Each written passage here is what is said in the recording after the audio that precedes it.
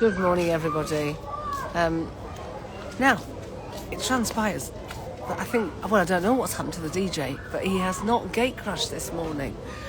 Not a peep from the DJ, so maybe he has Mondays off. Day 5, everybody, day 5 of incidents and more. Yes, you join me live from my back garden where I have people gate crashing, I have people laying down swimming pools, jumping in and out of pools, and all kinds of things going on in my back garden. So, I like to share my incidents, particularly with Angela, because she loves an incident. And there have been so many. Yesterday, there were at least 3. The first one is the queue for the barbecue. Now, the barbecue, they have a lot of I don't even know what you call them. These things that you put the meat in, you barbecue, and then you take them out and you fill up the bowl. The big bowl, or dish, should I say, the big dish. And there was probably enough meat, it's barbecue chicken. There's probably enough for about 10 people, maybe more. I'm in the queue, and it's just as it's come to the end, there's nothing in the dish, so we're all waiting for the guy to do the next round of barbecue. And he comes. First he fills up the one with the sausages. We're not interested in the sausages. Then he fills up the one with the chicken. Now, interestingly enough, I was number 3 in the queue. Behind me was this guy. The next thing I know, this guy is leaving with his food. I don't know how he did it. That was the first thing. I mean, I really should follow him, because that was absolute magic. He went from 4th in the queue to getting what he needed and disappearing with his plate of chips and everything. So then, there's a couple in front of me. So what happened was, let me just go back to the previous dish of food. There were 2 pieces left by the time I was about 3rd person. And this couple just stood. So I said, are you going to take those pieces? Because I thought to myself, I'll take those 2 pieces and go. No. What the guy did, he took those 2 pieces of meat, put them on his plate, and waited. Then, when the meat came, so there's Mr. Speedy, who comes from nowhere, gets his stuff and disappears before anybody's had a chance to think what happened. Maybe he had sausages though, maybe that's why he was so quick, I don't know. But the guy in front then proceeds, so bear in mind he's got 2 pieces of chicken already. He then proceeds to add more and more and more. By which point I'm thinking, crikey, there's only about half that left. But that's all right, they're together. Well, I mean, I don't know what point of together I was thinking of, because then she proceeds to load up her plate with 1, 2, 3. And she carries on until her plate is full. Bear in mind I'm number 3 in the queue. When I get there, there are 4 or 5 tiny pieces of chicken. I felt bad, but I took 3. I mean, they were teeny weeny. 2 small. In fact, I took 1 small one and another one. Anyway, whatever I took, it was tiny. And it left a couple of pieces of chicken for the next person. It was shocking. People just fill their plates. Which reminds me, the other day, we had some lovely grapes. And this woman took, a dinner plate, that size, filled it with grapes. And then when they came to clear the table, she didn't want them. She'd had a few. And it was like, what was the point of that? Anyway, so that was the first incident, food. What was the next incident now? Oh, yes. So now, yesterday, you may remember, I told you about Gabriel, the Angel Gabriel, yes? Scroll back. Go back to my feed and find out all about the mysterious Angel Gabriel. So yesterday, Angel Gabriel is with his wife. I've called her Juanita. I feel she's one. She's a Juana or a Juanita. He said that we said hello again, as we do. Then as he left, he shook my hand. Oh, no, that was it. No, that was not the incident, because she didn't spot that. I tell you, I would not be here. What happened was he dropped his card key on the floor. So I said, Gabriel, key. He said, merci. It's French. Merci beaucoup, he said. At which point, Juanita shot me a look. If looks could kill. Anyway, as he's leaving, takes my hand, shakes it, and says, in his best English, bless him, I wish you happiness and luck, I think. Was that it? No, success. That was it, success. Which was really interesting, because that was a word that came to me earlier in the day. And I was trying to think to myself, well, how do I define success? Another story altogether. So there you go. Now, interestingly, Juanita did not spot that, because I tell you, I would not be here. So that was incident number 2. Incident number 3 was, there was a power cut. So I'm going to post that on my stories. It was very brief. I mean, it was literally blink and blink again. By the time I got the phone out to record it, it was virtually over. So those were the 3 incidents yesterday, all gifts, because they provide me with something to talk about. I'm reading, as you know, and I hate to put books up on here because they always come up in reverse. The Dark Side of the Light Chasers by Debbie Ford, and there's lots of really great exercises in there. Remember, self-love is all about loving you completely, every single bit, the good, the bad, and the ugly. And in order to do that, you don't get a choice. You get to love all of you. That means your shadow. Most of us hide our shadow sides. We hide them so much that actually we don't know what our shadow side is, and that's what she talks about a lot in the book.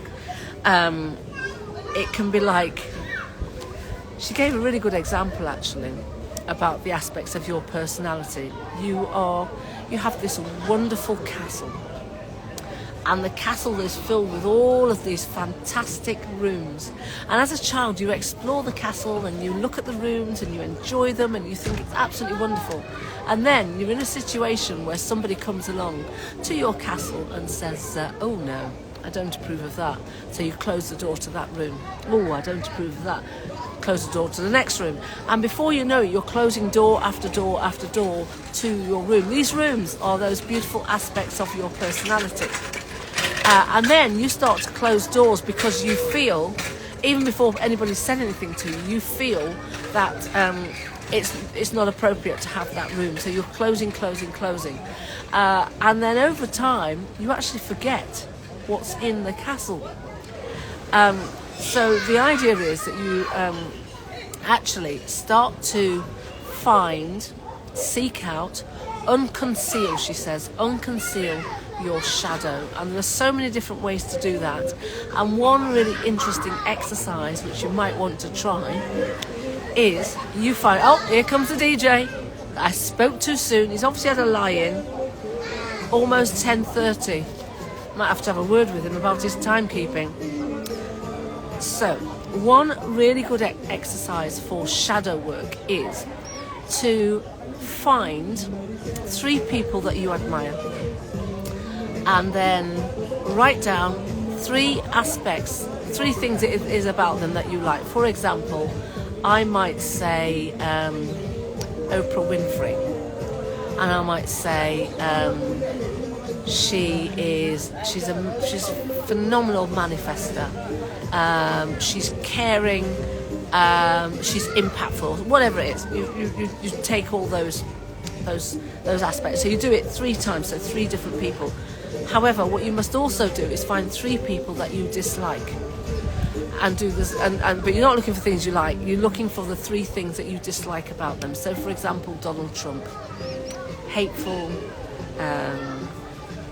misogynist, nasty.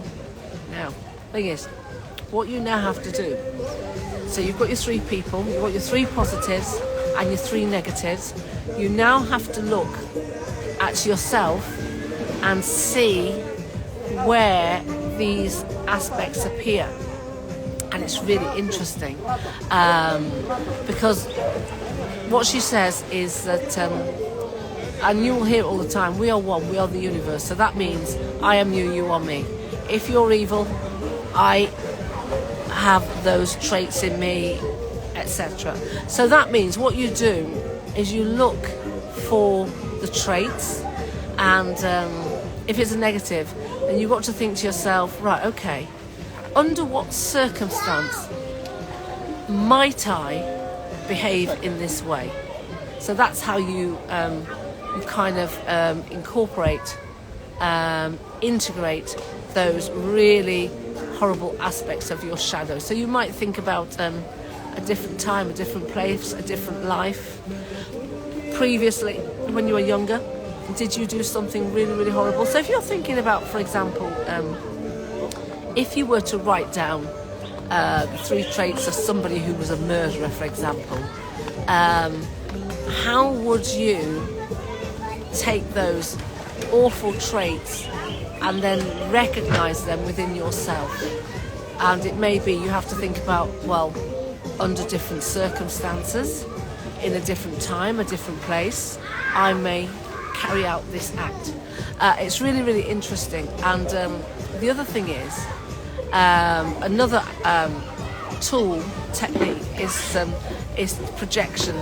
And so you really deal with the judge in you, because you start to see, as soon as you start to recoil, well, it doesn't have to be recoil, you can recoil, or you can absolutely adore somebody, whatever the emotion is, it's because you recognise something in you, them, that's in you.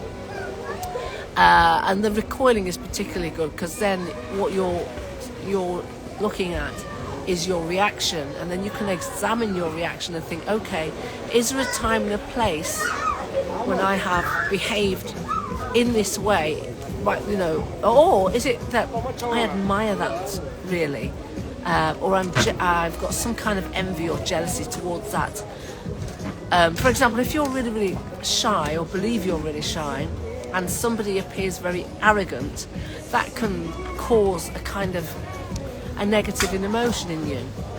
And so it's recognizing that and saying, right, okay, so actually it's not that I dislike this person who appears very arrogant, it's that I am suppressing my own arrogant side, and then you start to think about how you can bring it out. Not sure if I've explained that very well, but a really good one that she explained was she'd done a seminar, and one of the people came up to her, or she was talking to the people, and this guy said, I really hate that guy over there, he's such a wimp. And she got the guy to explore what it was, and what transpired was that when he was small, he had been frightened of an incident with a pony, and his dad had called him a wimp. And so through his entire life, he had worked in order not to be a wimp. However, and so that's why he kind of despised this other guy, because he believed he was a wimp, which wasn't true, but it was just a thought in his head. And what Debbie Ford got him to do was, she said, okay, so let's think about when there may have been a point in your life when being a wimp actually helped you. And this was really interesting, because what happened was the guy then remembered something that he'd completely forgotten about. It just blocked out of his mind. And when he was in college, his friend, he had been drinking, and his friends wanted to get in the car and go someplace, more drinking, more dancing, whatever it was. And he lied and said, no, I've got a date. The reality was he didn't want to get into a car, he didn't want to be involved in any kind of drink driving. And what happened was, really sadly, was that one of his closest friends was killed in that accident. He completely blocked it out. The point is that his cowardice, his whimpery, or however you say it, had actually saved him. So what you're doing when you are examining a lot of the aspects is you're looking to see how you might have behaved in that way in the past, or how you could possibly behave in that way under different circumstances, and recognize that quality It might not feel like a quality, but recognize that trait, should we say, and how it is actually a part of you. It's very, very interesting, really good, because remember, self-love is about loving yourself. Once you start to love yourself, then you can start to receive. When you don't love yourself, it's very hard to receive praise, it's very, very hard to receive gifts, it's very hard to receive any kind of positivity coming from anybody else. Probably because there's a great element of imposter, but also that feeling of not being worthy. Oh, here he goes again. He has to talk over me just as I get to my most important point. So self-love is all about loving you, accepting you, seeing yourself as worthy. And once you do that, then you can kind of start to relax and let go, because you're not worrying about what other people think about you. You're not worrying about those expectations or those perceptions of what other people might think about you. Because remember, none of my business what other people think about me. So you drop all of that, and that opens the door to your authenticity, your true authentic self, because this is what you are yearning for. You may not realise it. Those frustrations, that anxiety, the stress of trying to be a way that actually is not for you, it's not you, it can be quite debilitating. So when you can be your true authentic self, love yourself, see your value, open yourself up to receive, accept your shadow, be your true authentic self, ta-da! I tell you, that is the path to your enlightenment, to your abundance, to everything that you desire. You've already got it within you, and you're going to hear it again and again and again and again. And it really is through inner work, self-exploration, that this starts to make sense and have meaning. Soul Tribe, I think I'm keeping this one quite brief, aren't I? I have nothing. I'm trying to think if there's anything more not interesting. I'm always interesting. I can talk for Britain, as you know. I'm going to say some more things, actually. I'm leading you down a path when you think, oh my God, she's finished, let's go. No, I have more to say. Soul Tribe. As you know, it is day 8 in my Letter to Myself podcasting community group. It's day 8 of our 369 affirmations challenge. That's the penultimate day. And in total, that is 27 affirmations. So it's empowerment affirmations. So 369, 3 times a day. In fact, I haven't done mine yet, so I'm going to get the old book out while I'm talking. Making sure I've got everything, yeah. 3 times a day. 6 powerful, empowering affirmations over 9 days. 3, 6, 9. And, I've got that many notebooks, but here we are, it's alright, panic over. I've got one, which is Becoming Supernatural 10-day meditation, and I've got another one, which is Gratitude Money Journal. I've got journals left, right and centre, and they're both, those two are the same colour. Anyway, back to the 369. So the idea is, it's about rewiring your neural pathways. Inner work, transforming you, loving you, is all about changing inside out. 80 to 90% of what you're doing is actually about what's going on in your head. 10 to 20% is the action that you take following from that, and it is transformative. And the neural pathways are not fixed. They can change, they can be rewired, and it's literally a process of changing your mind. So if you can say, I hope you can hear me over that noisy man, calls himself a DJ, if you can find 6 empowering affirmations to say to yourself 3 times a day for 9 days, you are starting that process. The podcast, Letter to Myself, talking to yourself is grossly underrated is very much about what's going on in your head, but alchemizing that, turning it to your advantage. In the same way that the book, the dark side of the dark side of the light chasers is very much about how do you alchemize your shadow? How do you turn those characteristics that you repress and dislike to your advantage? It's all part of the same process of changing your mind, changing your mindset, and making sure that that talk, that self-talk that goes on inside is actually empowering and positive. So 27 affirmations in total. Over those 9 days, 3 times a day, 6 powerful affirmations. I might have made that up actually. I think I have. Anyway, who knows? I'm being attacked by a wasp or something. Oh, what a life this is. Oh dear. Right.